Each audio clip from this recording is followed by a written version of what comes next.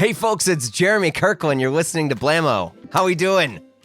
I am cold. I'm in my basement right now, as usual, recording this intro with, I got a jacket on, a Montbell jacket for whomever's about to DM me and ask me what jacket I'm wearing. Fun fact, someone recently asked me to start doing fit checks while I do intros. And I was like, dude, I don't know, man. I do these the night before, and usually I'm huddled around a microphone in my basement. It's not the flex you think it is, but I love what I do. I really do, and I want to be more okay with being proud of doing this. My mom turned 70 this past weekend, 70, which is great.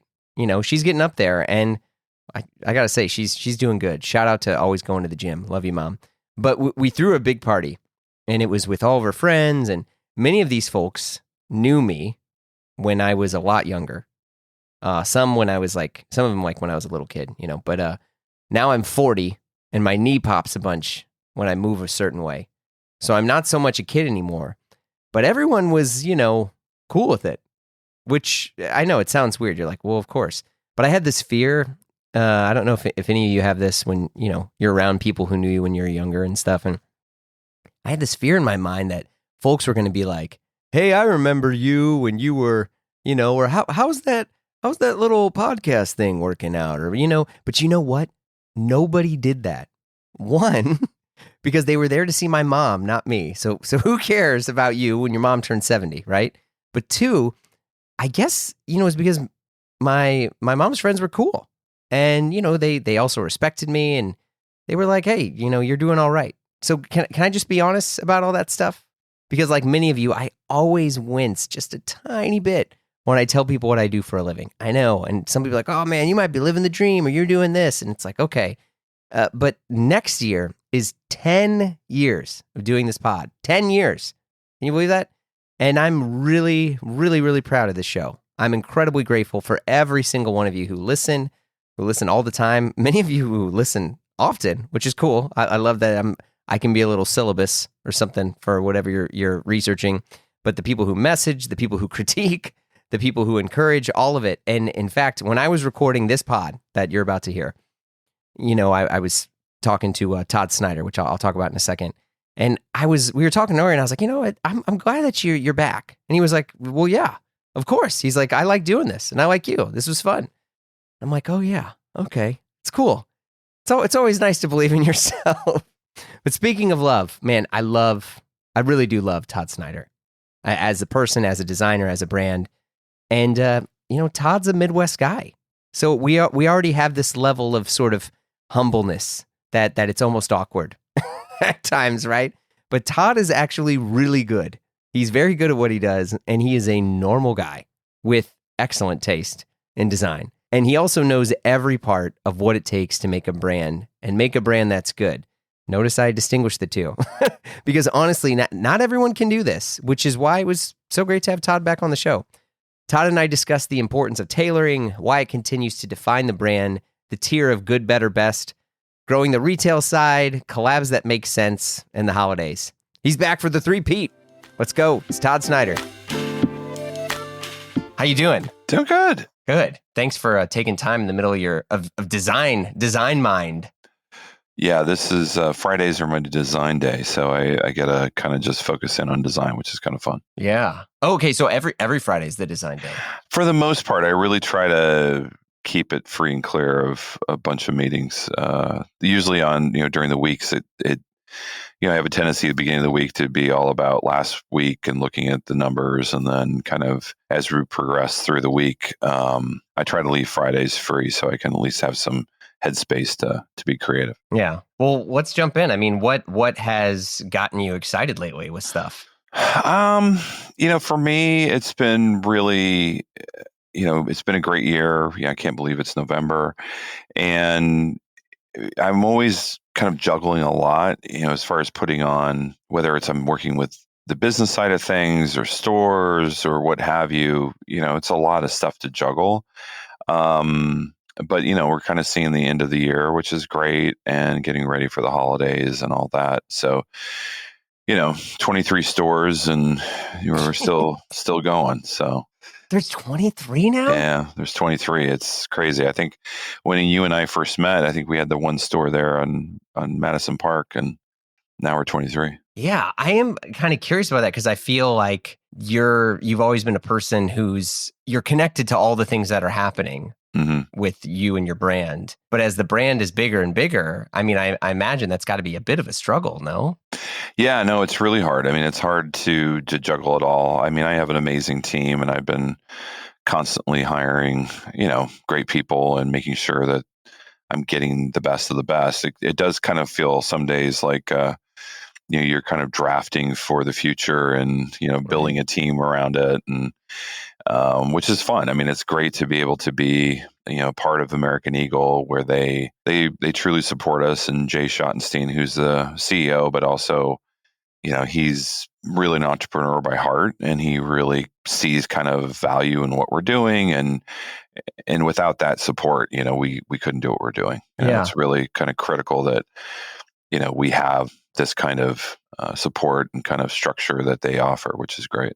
Yeah, I always think about that a lot, especially now as I've talked to a lot of different designers who mostly are at earlier stages in their business. And there's a constant thought of like cash flow and the in and out of what makes sense to maybe spend more on. And I don't even mean in reference to product, but just in terms of a store and a brand. We're at this era now where it feels like there's more competing luxury brands than there ever have been. And with that in mind, are there things that you have been like, look, no matter what, I'm making this up. Like, I want bottled water available for people to come in. And then someone's like, well, that doesn't make sense. That costs, X amount of dollars, Mr. Snyder. And you're like, no.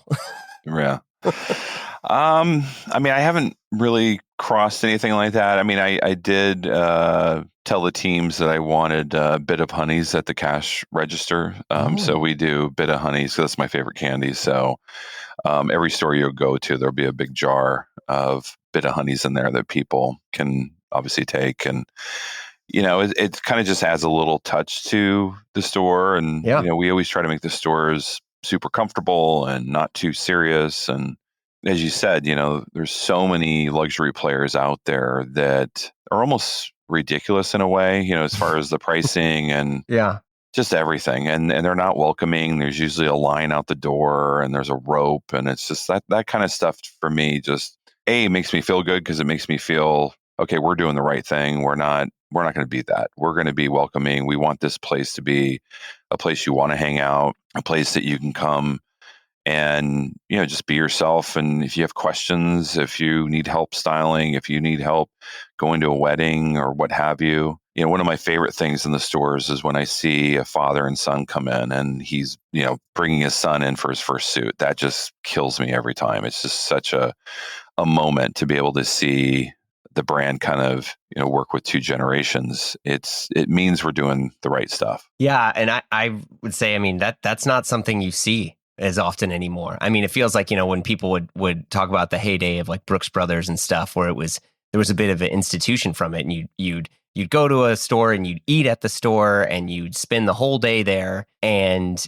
now it's interesting. It feels like there are some brands that like, well, we're only for the son, and other people are like, well, we're only for the real adult. We're only Yeah. for the person who pays the bills. And you guys have always felt like a brand that there's stuff for like a younger guy, but there's also a lot of you have a ton of great fitting Navy suits. Like you have the uniforms, you have the professional life like locked down. Yeah, and that was really important to me. As I worked in a haberdashery in Des Moines, Iowa, at Bedowers, I just love the fact. I mean, our biggest department. I didn't know this until I was in a meeting a couple weeks ago, and they were talking about investment review and going through the styles that we're buying.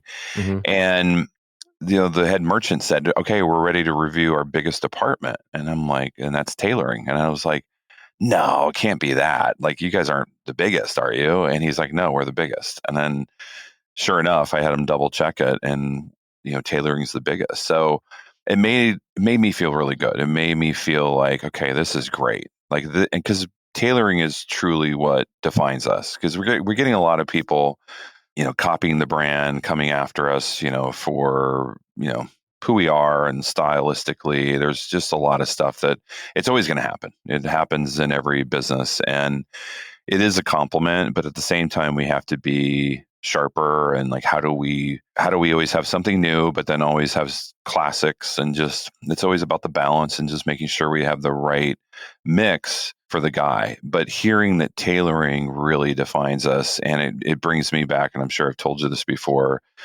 Snyder in Dutch means tailor. Oh, shit. And yeah, Yeah, that's right.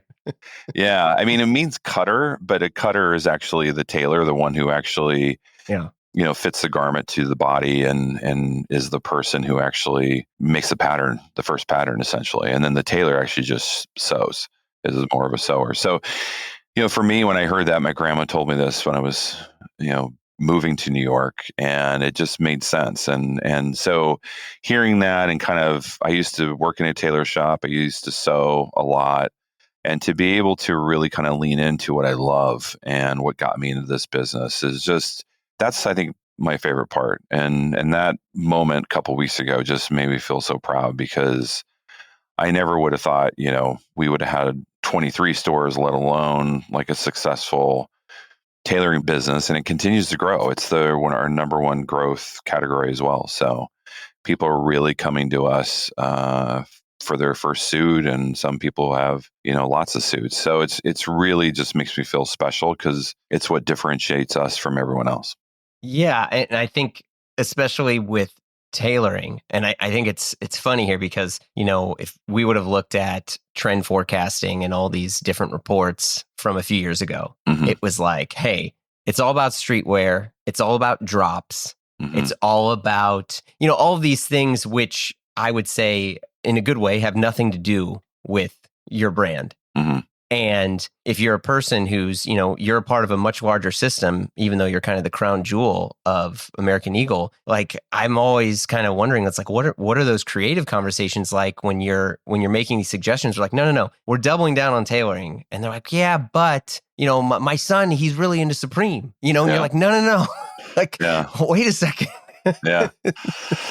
Well, I mean, it's interesting you mentioned Supreme, because we actually just hired a president of the business, and he Oh. actually came from Supreme. There you go. So we don't want to be a street brand. But there's definitely influences we have, Yeah, for sure. When you And, exist in a world. Yeah. Yeah, and we carry Nikes and New Balances, and we have different high heat drops. We just dropped the Unimatic watch yesterday, and we sold like 100 units at $1,000. Yeah, it was insane. So we have, like, we call it our gentleman's hype. Mhm. There's definitely things that we have, because we don't also just want to be a tailor shop. We want to be able to we really want to be the one-stop shop for the guy. You can get everything from a t-shirt to a tux, and that's kind of what we pride ourselves on. And so that makes me feel good as well. And it's one of the things that I think, for us, just being approachable and having great quality, and having things that, we make our suits in Portugal and in Italy. All of our fabrics, for the most part, come from Italy as far as our tailoring goes. And it's awesome. I mean, you can get a really amazing suit from us. We have this new one it's new, but it's a brown flannel, so a wool flannel. Yeah, it's beautiful. And it's crushing right now. It's like, and it's in our Madison fit, which is a little, not too slim, but also not too oversized. It's like the perfect piece. I bought it for myself, and I've gotten so many compliments. My wife is probably the most critical of what I wear. And usually, she's right, but she saw this. She's like, that is amazing suit, because it's just the right shade of chocolate brown. It's a Barbaros wool flannel. And it's perfect. And to be able to have fabric like that, have it made in Europe, and have the fit be the way it is, it's just a dream come true, to be able to have things that you want to wear and you're proud putting out there as the brand. I think especially where you think about how brands need to price themselves now. And it's interesting because I feel like there's always been this, if something is $395, people are like, oh man, that's $400. But some people, I'm making this up, it'll be $375. And you're like, oh, that's totally, all good. Just, add to cart. And the pricing economics of how, like Todd Snyder as a brand has been like value propped has always been really interesting to me, because it is priced as a luxury brand, and it is a luxury brand in many aspects, but it's still something that is not unobtainable. And I think when you look at some of these other brands, I don't see myself ever getting an Hermes suit. And you probably have a very small overlap of a guy buying an Hermes suit and a, because even then that's a Belvest suit. Let's just take that and set it aside. But having a price that is good and reflects the value of it, but it still doesn't feel like, just to be blunt, like you're like ripping someone off, I think that's a very difficult thing, and people don't really give enough credit to that these days.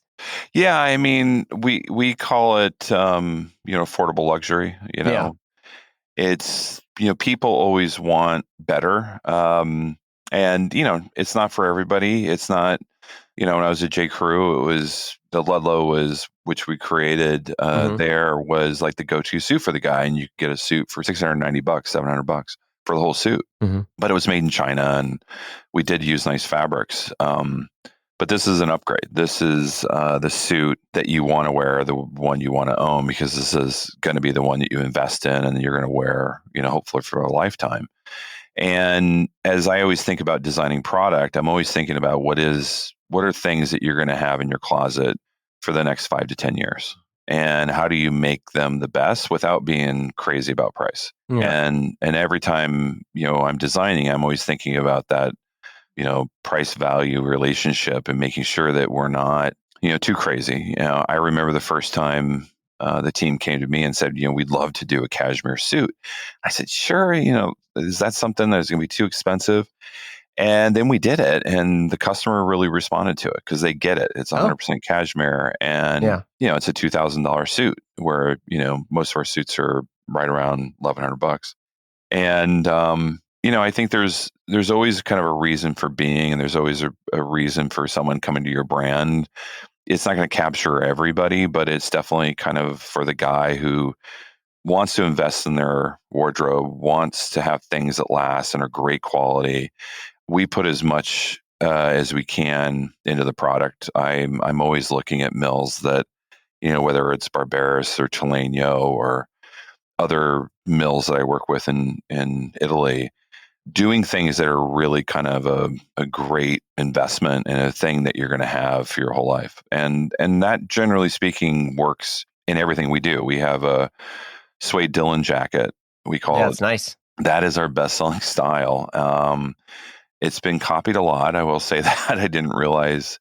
I think once we started opening stores, very much became a bullseye on our back, and people were kind of like, there's something here. When we only had one store, we were kind of a best kept secret. And then as we started growing in the last 5 years, really started noticing, people kind of looking at us for, what their collection was going to look like. So that jacket in itself we've stayed with being made in Italy. It's $1,000, suede trucker jacket, but that item is still what people come to us for. And it's really exciting to see the good, better, best. And that's obviously the best. But we have like a 5-pocket chino that is $148. That's great. Yeah, I have it. Which is a really good value. It's great fabric, amazing comfort.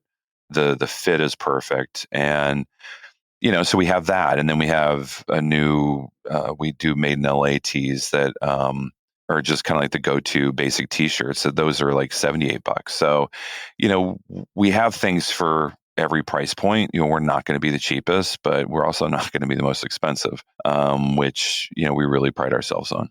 Well, and it's also, I think that the value makes sense, where it's not something where it's like, hey, is someone taking me for a ride? And even as a person who I'm familiar with what pricing is for a lot of these mills and what it actually costs. Like, these aren't, you're not looking for obscene margins. Like this is all like fair and respectable.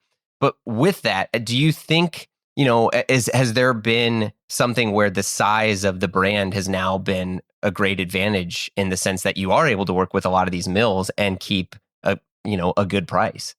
Yeah, I mean, our scale, we definitely crossed the threshold, I would say, Mm-hmm. 3 years ago when all of a Yeah. sudden, we were buying like hundreds of things. I mean, like 100 units per style. And now we're in the 500s to maybe sometimes 2000s, depending Jeez. on what it is. That all of a sudden you get a lot of benefit on the volume and get a discount. Like a lot of times when I started, I was paying up charges of 50% just to get it Exactly. Yeah. made. Yeah. So then we would cross those, and then like the 500 is definitely a big threshold where all of a sudden you're not paying up charges. And then you get to 1,000, you start to see a even bigger decrease in the cost. I mean, and I've been to a lot of our factories. We make all over the globe. We make in Asia, we make in Canada, we make in the US, we make in Italy, Mauritius, all sorts of places. And especially when I'm in our factories in Portugal and in Italy, we're in the same factories that make Celine and Yeah. to Louis I think Vuitton, I know which one you're referring to. Yeah. Yeah. and you see what they charge. I know what that stuff costs, and they're charging 8 to 10 times cost, and we're probably half that, and that's the difference. When you start to see your competitors, and there's branding. For those kind of brands are important, and people will wear them because they're status symbols or what have you, and for us, I don't really see our brand playing in that field. Yeah. You get your Cucinellis of the world and the Zegnas and the Loro Piana, Yeah. and I'm happy that they are at the prices they are because it leaves a huge path for me to really have our business. And the brand that always kind of perfected it and kind of really succeeded in it was Ralph Lauren. Ralph Lauren has always been, yes, you could argue sometimes, oh, that's expensive. I know when I lived in the Midwest, my dad was shocked at how much did you pay for a polo? And he just thought it was crazy. But then when you start to look at it, the landscape of menswear, Yeah. it's a pretty sharp price point. I mean, given, how big the brand is and how much money they put into marketing, you can get a lot of the clothes in the 100 to 200 range, whether it's an Oxford shirt or a pair of chinos or what have you. Yeah. Suits are probably similar to what we charge. But it is about that perception and the quality that you're getting for it. And Ralph has always been so masterful at kind of masquerading as a designer, but he sells a lot of clothes. He really, he has the whole lifestyle. And so I've always studied that. I've always been amazed. You look at his price points compared to, I'm not talking about Purple Label, but if you look at Sure. his price points compared to any other designer, whether it's somebody like a me or even Officine or us, he's a little less expensive than we are. Yeah. But if you look at him compared to Cucinelli, which is insanity as far as I'm concerned, as far as prices, and there's a customer for that. There's a customer who likes to feel like cashmere every day, all day.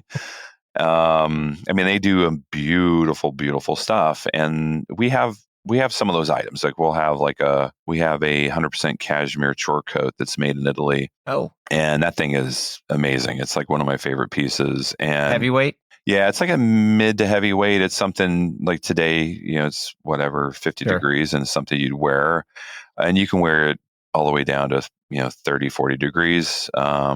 And you might need a sweater underneath it, but it's a great go-to item. It almost feels like a blanket around you, Mm-hmm. but it's a splittable cashmere, so it has a little density to it, so it keeps it from being too.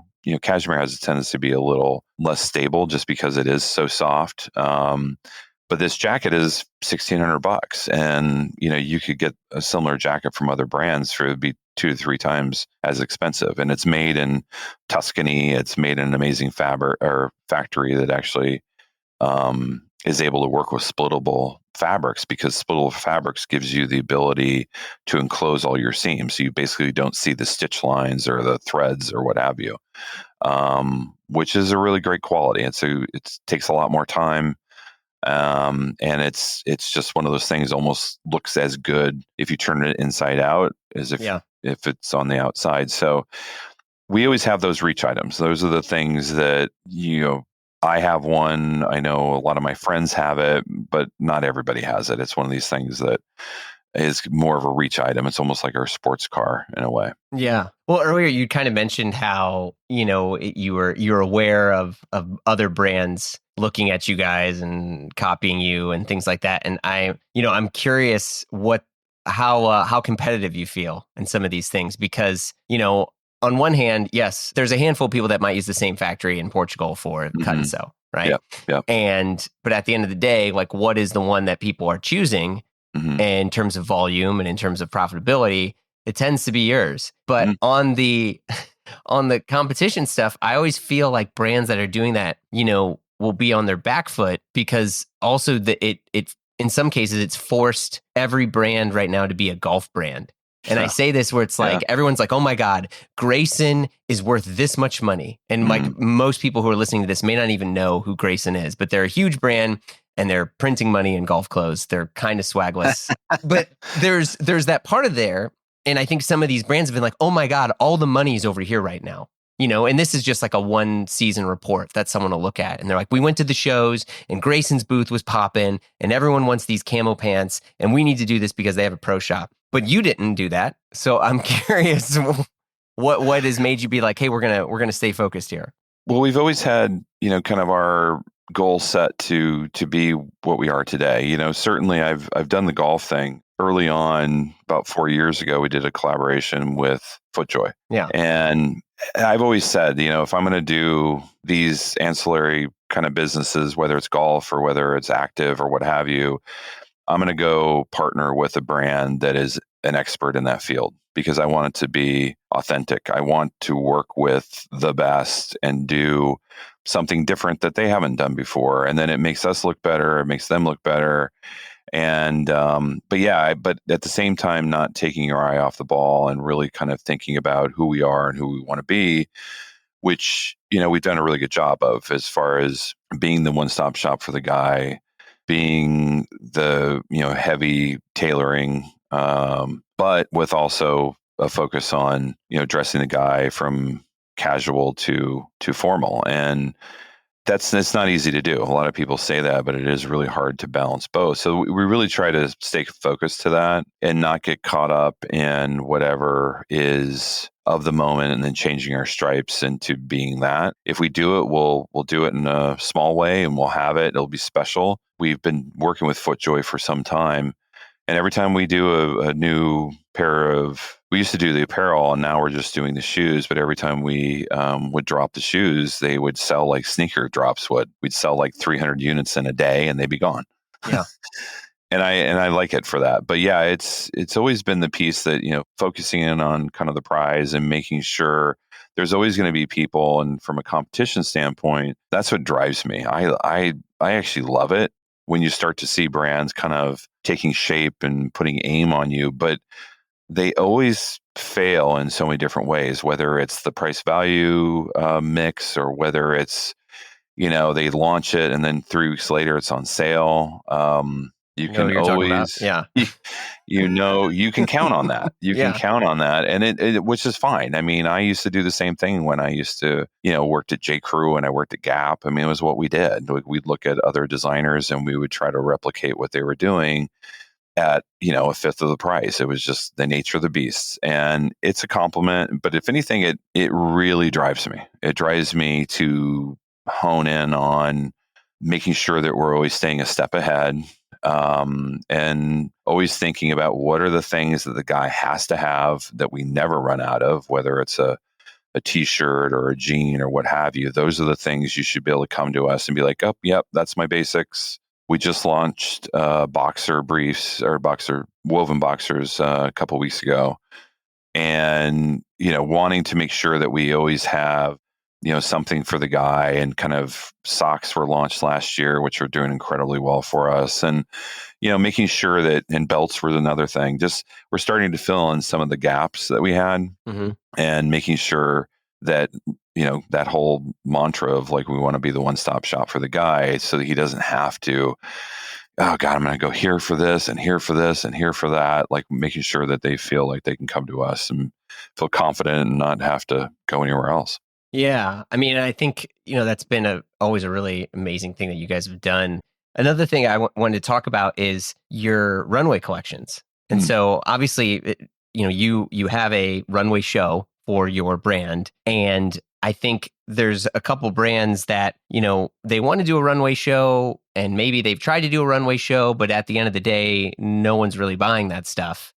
And you've kind of managed to, I don't know, gently call forward Mm-hmm. your main guy into trying some new silhouettes, maybe a little bit more luxurious stuff. It's people aren't just coming to be like, oh, were you the guy that did the Red Wings and the jeans?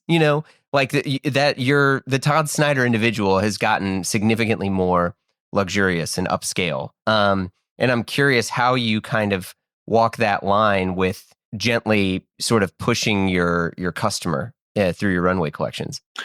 Well, the runway, during the pandemic, obviously we didn't do shows. We stopped doing them. Yeah. And we kind of went quiet for about 4 years after it. And business was on fire. We were growing so fast and we were opening stores. So we really needed to stay focused in on doing that because it was really hard to do. Still is hard to do. And it takes a lot of effort to do that. So we were just kind of head down, building product and trying to open stores and just stay focused in on that. And then I got invited from Pitti to do a show, which was, to me, a huge honor. It was the thing I always dreamt about. God, wouldn't it be cool if because we all love, here, we all love Pitti. Pitti is like represents kind of the pinnacle of menswear, I would say, like true menswear, not just like fashion. It's like more, gentleman dressing, as it's there's like no other. So being there is almost like being in this, menswear fraternity and being amongst all of your friends and colleagues that you've known. So that was really special. And we, jumped on the chance. I couldn't wait to do it because it was such a dream. And I also felt that, our customer needed to have things to aspire to. And it was actually Ilaria Urbanati, who is the one who was kind of telling me this. She said, Todd, I really need you to do a lookbook or something. And I said, well, what about the website? She goes, that's not what my guy wants. My guy wants what's on, what he's going to wear on the red carpet. He wants to see it in a different way. So we started doing that specifically for her request, but also, she dressed some of the, best ladies men. The Rock and all this stuff she was working with. Yeah. Yeah. When she talks, you listen. So, but it was a good idea because it gave our customers a real kind of pinnacle and a thing that they could aspire to and kind of see things in a different way. And then it helped after I did it. It was so much work, but it also helped push me to a different place. It got me creatively to think outside my box of like, okay, this sells well, just keep doing that. It's like, well, no, you have to think about what's coming down, the pike, a season or two ahead of time. So it really kind of pushed me into a place where I could express myself in a different way and, truly kind of be a part of the conversation when it came to the critical stuff, meaning like, editors and stylists and stuff looking at your brand in a different way. So they certainly, what happened from that, all of a sudden we were getting requests to, sell wholesale. We were getting requests to be, in Europe, which, people never heard about us. So it was nice to be able to, Bon Marché and Harrods is like, we want to carry the collection, and which is lovely. We don't have the business set up for it right now, but, it's something that we'll probably do somewhere down the road, but it kind of puts you on the style map, so to speak, with a different audience. It's not our customer per se, but it really kind of, put a stake in the ground for us to really, show something different, a different point of view. And it worked. And our customer, has really responded to it well. I mean, they don't understand the show exactly, but they understand when the product comes in. So, we just dropped, our fall runway collection that came out about a couple weeks ago, and one of the jackets just sold out. It was sold out within a week, which was awesome to see. It was I don't know if you remember, but it was the navy kind of Eisenhower jacket with the gold Yeah. buttons. Yeah. And we sold 100 units like in a week. It was unbelievable. So that made me feel really special because, you're always unsure. Is our customer going to get it? I mean, it was also just happened to be such a cool style, and it flew off the shelves. So that to me really kind of, justified us doing it. And, the whole collection's been well received. And again, it's always about the good, better, best. You always want to have part of the collection that is aspirational, that people, are aspiring to either wear or be seen in it or what have you. And that to me is what's, Mickey Drexler was the one who taught me this good, better, best philosophy. And he would always use Mercedes as the great example Yeah. of, Mercedes just makes great product. They make great cars. And you might be inspired by the G-Wagon or what have you, or the Maybach or whatever, but Yeah. you go in and you buy the C-Class. Yeah. But Yeah. it's still a great car. It's still like, but having that halo of those styles, really, you become a believer in it, and you think, gosh, if they can make something that beautiful, then this is a great brand. And that's really something that always resonated with me. Even, when Mickey and I were at Gap together, that's kind of when he coined it. And it's something I've always remembered, good, better, best. And you have to have aspirational things to really inspire your customers to think, you know what, these guys really understand design and quality. And even though, someone might just buy your t-shirts and your 5-pocket chinos or what have you, there's something about going in and seeing a tailor working in the store, working on suiting. It just makes you feel like these guys know what they're doing. And they do. Like, they're really, really talented. Yeah, I mean, I think that's the thing, and to kind of speak a little bit more to the audience, like I would say there's a couple of brands that are out there and they're like, hey, look, we're making this one style and you can come to us with your, we have an 8-inch low rise ultra slim fit pant. And right now someone's, taking a wheelbarrow of cash and putting it in front of us every week. Mm-hmm. And they're staying there and they're fine with it. But times have changed and evolved. And some of these brands are just like, I would rather this wheelbarrow, even though that wheelbarrow is getting slightly smaller every single year. Mm-hmm. But I think to do what you're doing, which is one of the reasons why I really love the brand, is that requires risk. And that Mm-hmm. may be like, you know what, we may not get this big of a wheelbarrow right now, or it may come a couple years down the road.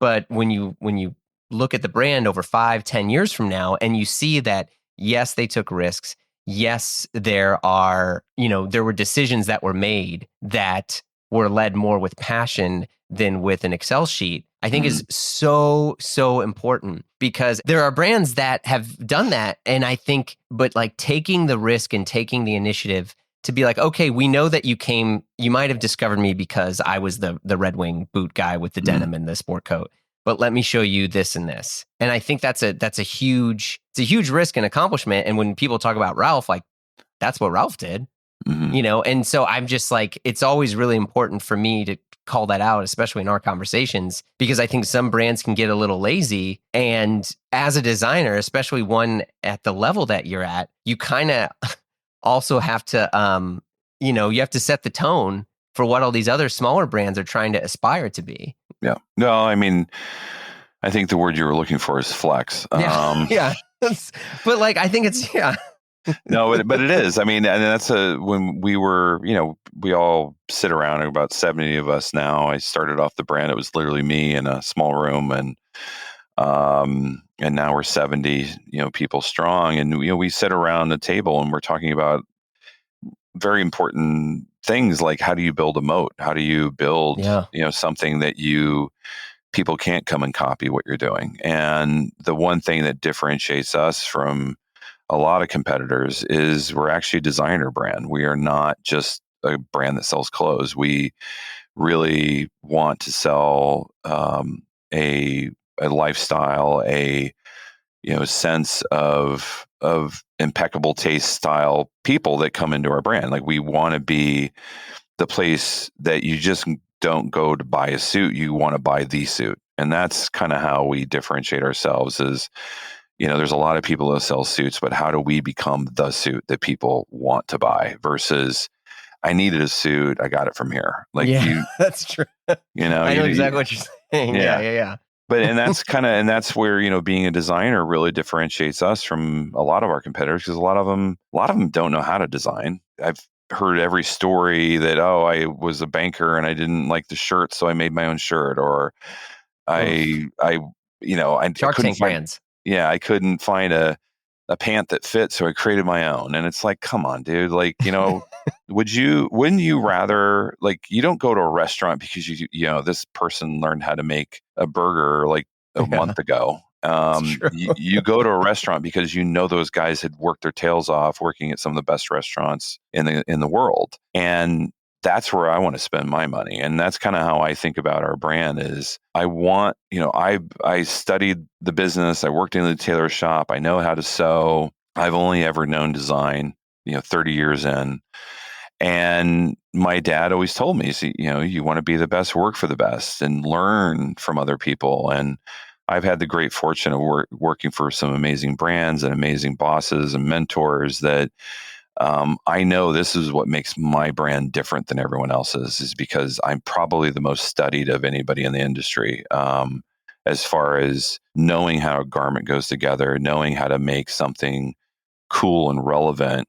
Yeah. And not a lot of people know how to make things cool and relevant. It's, once you kind of hit a note and you kind of keep playing that note over and over again, it gets a little lame. And it's the type of thing that you always have to make sure that you're pushing yourself and pushing things in front of your customer. You don't want to freak them out, but at the same time, they don't want to always the same old, because you'll be flat footed at some point and be like, gosh, I didn't see the barrel jean coming anywhere. Yeah.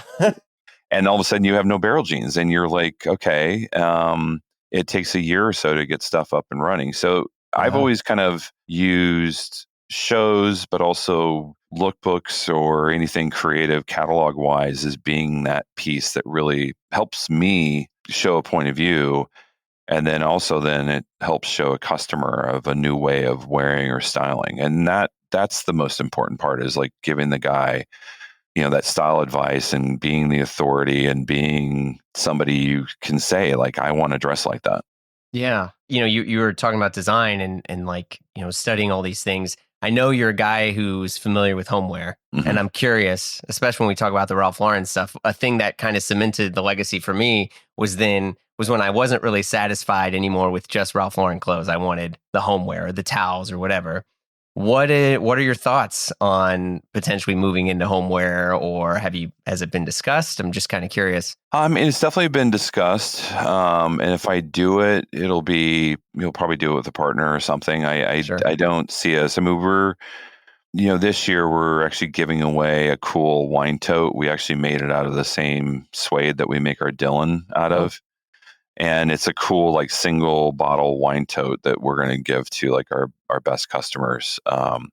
That's really cool. It's like the type of thing that you're walking to friend's house or what have you. That it's a very kind of chic but rustic way yeah. of showing up.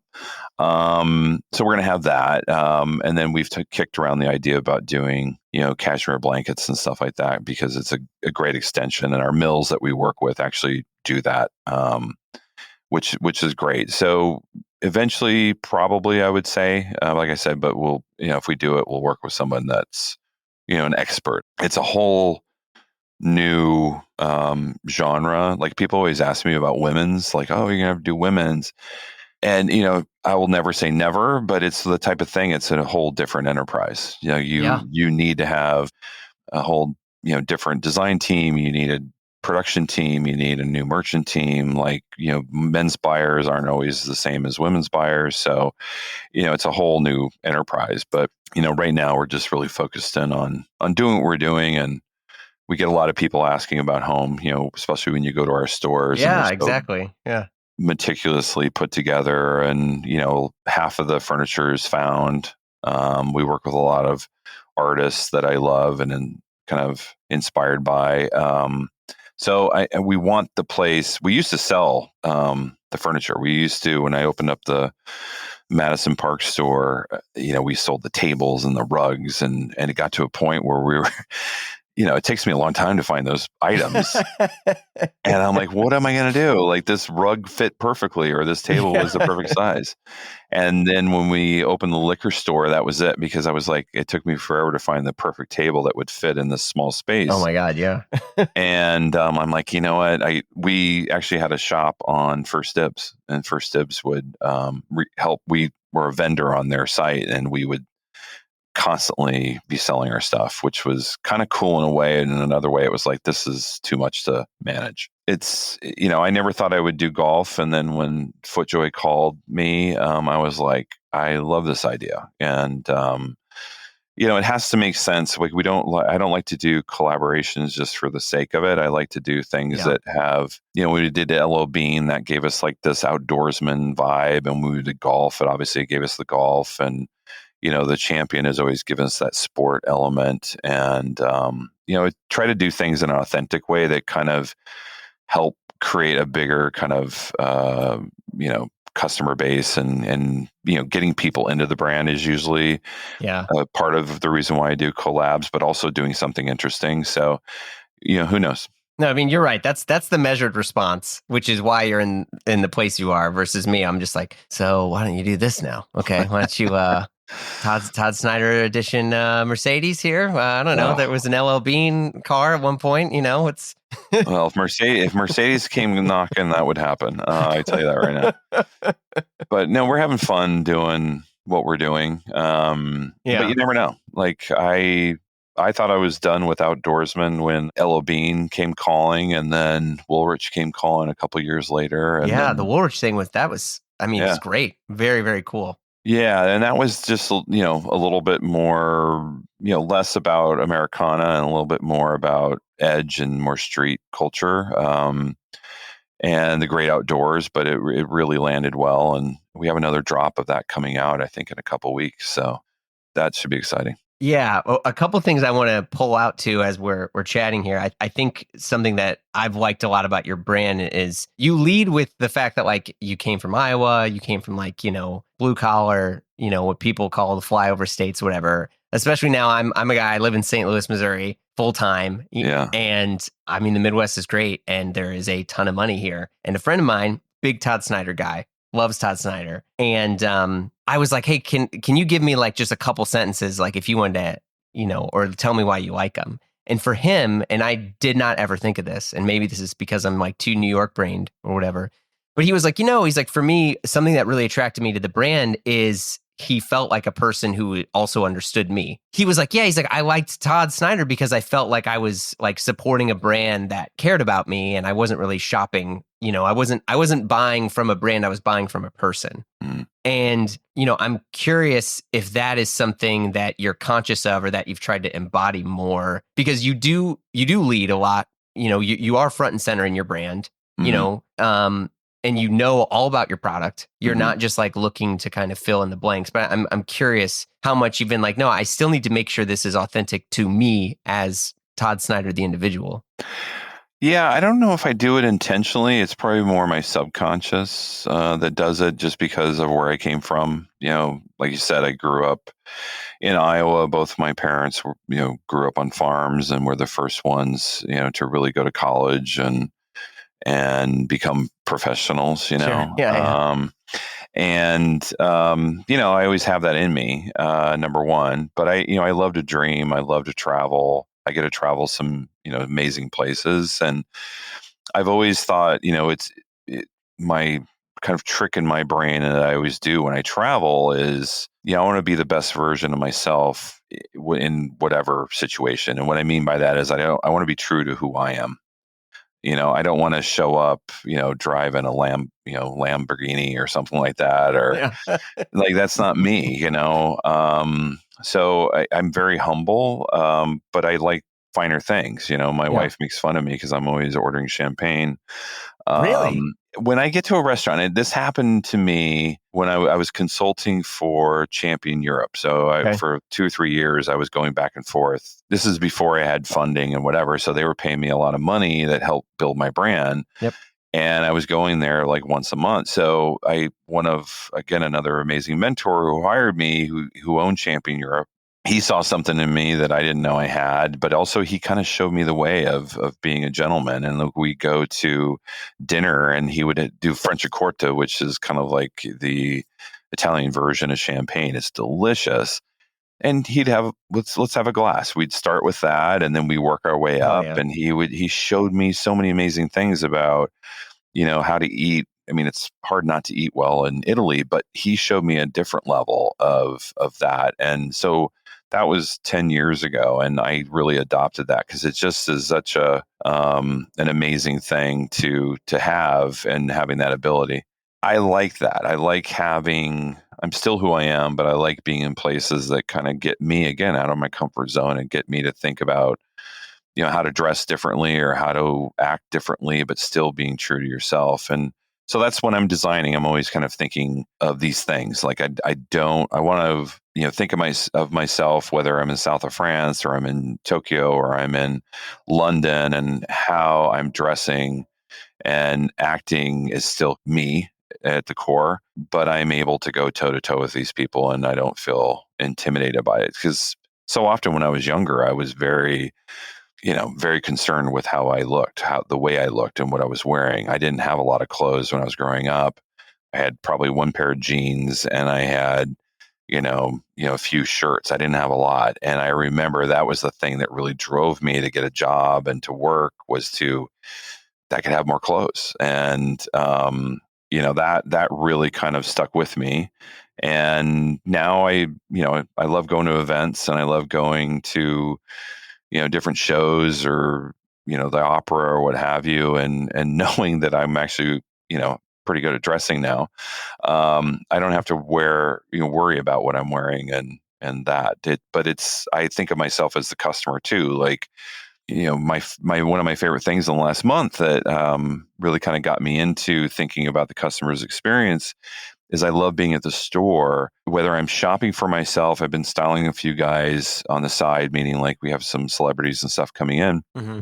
And I like going through the store thinking, okay, you're a customer. Yeah. And where do I find the ties? And I found out we only had one black bow tie. And I'm like, guys, we need more than one. Yeah. And so we do. We ended up adding, some more inventory into it, and getting to study the space and getting to feel like a customer, and making sure that the sales team feels like, okay, we're equipped enough to be able to service our guy. For me, it's really exciting to be in there and have, real life experience, but also just putting yourself in the customer's shoes is really important, because at the end of the day, that's why we're all here. Yeah. I mean, with that in mind, like, has you as a designer changed your own style over the years? I mean, have you felt like, oh, you know what? Now that I've designed this, I actually feel like I can wear, I don't know, a tux, or, I like a type 3. I never, when I made it better. Yeah. I'm just curious about, yeah. No, I'm still pretty much the same person. And the way I dress is still the same. I still have not been able to become a loafer guy yet. Yeah, I know what you're talking about. My wife would love me to be a loafer guy, and I just can't do it. I don't know what it is. Did you buy a bunch of Belgians and you were like, why am I doing this? And they're all awful anyway? Because that's me. I'm kind of a big guy, so I'm like 6'2", and I weigh like 220, and I love Belgian loafers on the right person. Yeah. I almost dwarf the loafer. It looks like a little thimble on my foot. At least I think. Yeah. But my wife would love it if I kind of adopted that look. I haven't gotten there yet. I keep trying. We have a new loafer coming out next year, or this coming spring. That's pretty chic. I mean, I did lie. I do have a pair for formal. I wear Stubbs and Wooten. We used to carry them, and so I have a Stubbs and Wooten slipper. It's a velvet slipper. That's perfect with my tux. So I guess I am a loafer guy, sort of. But even then, like so yesterday, if you'll allow me to ramble for a second, I wanted a leather jacket. I was like, this year I'm getting a leather jacket, and it's going to be great. And I won't name the brand. And I was like, I saw it, and I hit up the group chat, and I was like, I want this, and as I'm sure you're aware, like I'm very particular about the fit. I wanted it slightly oversized, but I also wanted it really short. Mm.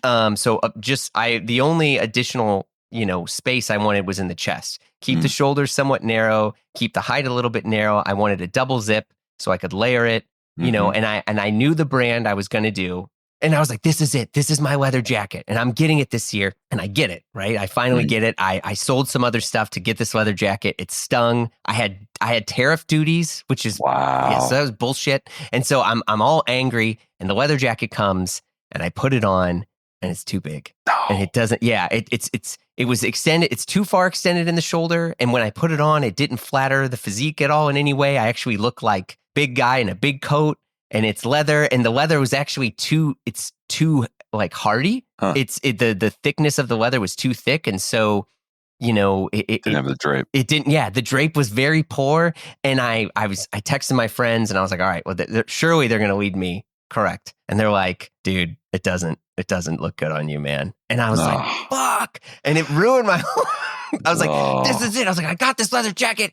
And this is some of the problems I have when I'm like, I want to get edgy and I want to get some brand that no one's heard of. And a lot of times I'm like, man, I should have just bought a brand that like they had 500 different people try on this jacket. Like the pattern making and the grading was so correct versus a cool guy in the workshop, cutting around with an X-Acto knife. And no matter what, I'm always trying to like get something that no one may know about. But I'm realizing now my stubbornness is a horrible Achilles heel. And I just need to, should have just gotten like the Todd, just a regular Todd jacket. It'd be perfect. I wouldn't have to think so much about it. And now, in the back of my head, I'm like, it's $1,500. It's just, I just farted it down the toilet. I don't even know. Well, hopefully you can resell it. I know but now no one knows about it. No, you're too on that. You're definitely too edgy. But yeah, I mean, I feel like that's the thing now where I'm trying to tell myself like, dude, just buy the brands that actually like pay more attention to pattern making and grading and availability. And, customer service is a big component. I'll tell you the experience I had. I was in London and my wife and I were there, and I was trying to meet her at a store. She's at the store. I get there late. She's already left and gone to, Dries. She wanted to check that out. So I got there and she's not there. She was kind of mad that I hadn't met her. And then the salesperson was like, oh, your wife, she loves this bag. And this is the one she was checking out. And I thought, you know what? I'm going to surprise her. I'm going to get this bag and I'm going to get to the store and she's going to big dog. Forgive me and all this. So I buy the bag.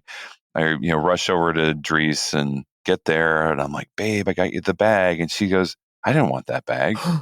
And I'm like, oh, crap. I said, you know what? Let me run back to the store and I'm going to return it. They wouldn't take it back. No, they wouldn't take it back. And I was so upset because I go, I guess this is luxury. I had just bought it 20 minutes ago and they would not let me return it other than for credit. And I was like, you got to be kidding me. Like, that's horseshit. That is like, you led me astray. You told me she wanted it. That's why I bought it. Yep. And I was so mad. I spoke to the manager, the whole thing. But again, this is a very prominent luxury player, but they're all that way. They're being stupid about it. They have a velvet rope before you come in, and they have their exchange or return policy is so rigid. And that's the reason why I shop. If I buy anything, I always go to Nordstrom because Nordstrom has the best. Yeah, they do. Customer service, and the return policy is like, yeah, it's great. It's great. Good. You know as well as I do. You buy something for Christmas, and if you're a good husband, you buy it a couple weeks ahead. You don't buy it the night before. Well, if you buy it a couple weeks ahead, you've already missed the window of the return. And if she doesn't like it, you're kind of stuck. And anyway. And that's where a lot of these luxury players fail a big reason I buy from, obviously I bought a lot of clothes for myself, but I will mostly buy from Nordstrom because they're the best at having that, reasonable. It's not being used, nobody's opened it, whatever, but that's a reasonable way. Like, okay, well, we're going to, give you credit for it or you get a return. And that's how it should be. And I just think the luxury guys got it all wrong. And I do think it's going to catch up to them at some point. Yeah, I mean, why is it where brands are so strict on returns? Is it like people will get it and then like take a picture or something and return? I mean, maybe, I don't know. It's but they've been living a very kind of spoiled life for the last 10 years where, things have been like, yeah, up. on the up. And the more they do it, the more snooty they get, and that to me just doesn't fly well as a brand. And I mean, I still buy a lot of, things for my wife and whatnot, but I got to be honest, I think twice before I do it because they're so rigid. There's no, I bought something one time in the airport in Milan and thinking, okay, got this for my wife. She sees it. She doesn't like it. I go to exchange it and they're like, they wouldn't even exchange it. I was like, you gotta be kidding me. And this is a prominent player that has stores in New York City and in Milan. And the fact they wouldn't be like, okay, no one's worn this. It's still in the box, still in the same thing. I ended up selling it on some resale site. But it's such a horrible experience. You're just like, you know what? Forget it. It's not worth it. I think that's the thing. Yeah. Like I love fancy shit. I'm like, oh, cool. This has got some special. Oh, the box is orange, and this, and I'm like, I'm going to do this. And I've gotten things and I'm like, okay, I just got the high from walking out of the store, but now I have this with me, like why did I buy an Hermes ashtray when no one smokes? No one's going to have it. And all I do is for your keys. Exactly. Oh yeah. Well, and guess what? I move it to a higher place because I have a, 3-year-old and an 8-year-old and they're just going to trash things. So, I mean, yeah. No, you have to be really, really cautious. And that's, for me, again, it just reaffirms my belief in why we do what we do and the policies we have. And there's always going to be someone out there that's going to try to pull one over on you. But, for the average customer, they just want a fair deal. And that's really what we try to offer. And, I don't understand sometimes these luxury players. They've ruined it all for all of us. They go to places that they normally wouldn't go, and they open up a store. Like we have a store in Williamsburg, Brooklyn, and we've been there like 5 years now. And then all of a sudden, Hermes comes to town. Hermes is in Williamsburg? Yeah. No. Yeah. They're there. That's crazy. Their Bottega did a pop up there for about 6 months, but luxury's over there now. So of course we're gonna hire staff from Todd Snyder. That looks good, and they'll come in and they'll give. They poach your dudes. Oh, they poach all the time. No, they do. Well, I mean, they can afford, for whatever reason, they can afford to give your head person, $20K more in salary. So hell, I'd do the same thing. Yeah, I mean, if I was in that role. Sure. So this episode is going to drop around the holidays. For fun, I'm curious. Do you have any sort of holiday traditions or things that, whether they're movies, fits, things that you like to do that kind of make you feel good in a wild time? For me, cooking is always kind of the thing I enjoy doing. I started cooking during the pandemic and just kind of fell in love with that. I always thought, gosh, if I'm not a fashion designer, I want to be a chef. However, now I know so many chefs, I would never do that. It's one of the hardest. It's one of the hardest jobs. I mean, you're going to work at noon and you're coming home at midnight. And you're like, my blood pressure is high enough. Thank you. Yeah. but I get so inspired by what they all do. And so I like cooking. And I've gotten quite good at it and just studied a lot when, during the pandemic, and was cooking every day. And I just enjoy it. It's kind of like my thing to kind of get my head out of my normal. Because usually I'm just thinking about clothes and what I'm going to do next and what photo shoot we're going to do and what inspiration. And then my favorite is I love watching Christmas Vacation with Chevy Chase because it holds up. I laugh all the time. I've watched it probably 1,000 times, and it's just every year I watch it. And a buddy of mine that I went to school with in Iowa, we always kind of text each other, kind of the different lines, memes and stuff. And, yeah. Can't see the line, Russ. Yeah. Yeah. Shitter's full. It's, I have a few friends that are screenwriters, and one of them, he wrote his thesis on like John Hughes movies. I mean, I know that Christmas Vacation is not a John Hughes movie, but like he was like, what is it about these movies that have such staying power from my stuff God. like Uncle Buck and He was a genius. I Yeah. mean, that was definitely my generation. When Weird Science came out, all these kind Yeah. of, early, I would say early 90s, late 80s movies were coming out, all John Hughes. And wow, I mean, that guy, and it's still, like you said, the Breakfast Club, I watch it and it's like, Excellent. I get that. I get every one of those characters, Yeah. and he did it. There was, Ferris Bueller, I still watch. And, that was such a solid movie. And, it's kind of nice to kind of think back and, now that I've been in the business a long time and been away from Iowa, it's kind of gives me a nice kind of warm heart moment, which I love feeling. Yeah. Nice. Well, that's great. Well, Todd, thank you so much for all this. It was an honor and a pleasure as always. Talk to you soon. You bet. You've been listening to Blammo. Our show is produced by Blammo Media. We're edited by Amar Lowell, and our theme music, as always, by the mysterious Breakmaster Cylinder. If you like what you heard, you know the drill. Share the pod with a friend. Leave a review on Apple Podcasts. Give us 5 stars or thumbs up on whatever other thing you're listening to us on, whether it's Dingledorp or Bing Bong, whatever it's called. But you can also follow us on Instagram for all the hot content. If you want to talk to us and give us your hot take, we'd love to hear from you. You can send us an email at info@blamopod.com. Last but not least, super ultra important. If I had a air horn, I would press it right now. You got to come and join us over on Patreon, because the fun never stops over there. Look, the live show, the free show, whatever you want to call this, we take breaks here and there, but Patreon, it never stops. And we also got exclusive shows like Die Workwear, hosted by Derek Guy and Peter Zotolo, and the Triple J Show, hosted by yours truly with John Moy and Gene DeLeon. There's just a ton of stuff over there. So check it out at patreon.com/Blammo. If not, no worries. We got hundreds and hundreds of free episodes in the feed and more to come. So we will see you all soon.